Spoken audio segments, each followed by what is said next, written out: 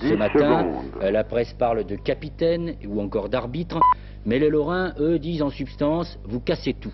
Certains d'entre eux, et pas toujours des sidérurgistes d'ailleurs, ont cassé cette nuit au cours de longues manifestations organisées pour dire non au plan acier. De Lorraine, nos envoyés spéciaux, Corinne Pertu et Geneviève Moll, aidés de Jean-Claude Buisy et Pierre Lepetit.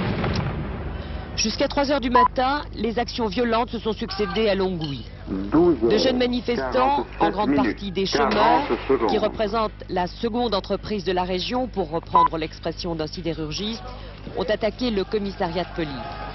4 groupes d'assaut se sont constitués. Ils ont été durement repoussés. Une quinzaine d'entre eux ont été blessés, dont 2 gravement.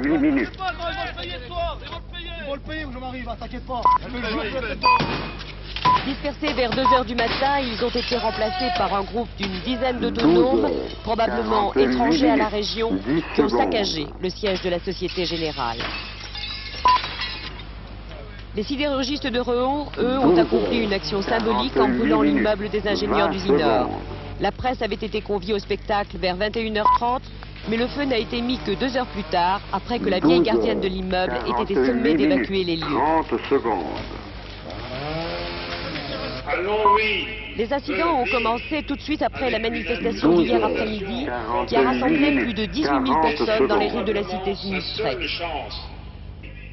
Un meeting intersyndical l'avait précédé sur la place Leclerc à Longwy-Bas, pendant que le président Mitterrand faisait sa conférence de presse. Dans la foule des manifestants, ceux qui avaient écouté la conférence de presse du chef de l'État étaient amers. Je dis c'est une honte que le président n'a pas répondu à ce qu'on lui a demandé aujourd'hui. Mais il a dit qu'il allait quand même créer des emplois en Lorraine. Oui, on n'y croit pas beaucoup. Dans 2 ans. Oui. Dans 2 ans, mais avant de démolir une maison, on construit. À 17 h, la manifestation se dispersait sur la place de Longwy-Haut. Le commissariat était alors attaqué. Ce matin, à Longwy, tout est calme.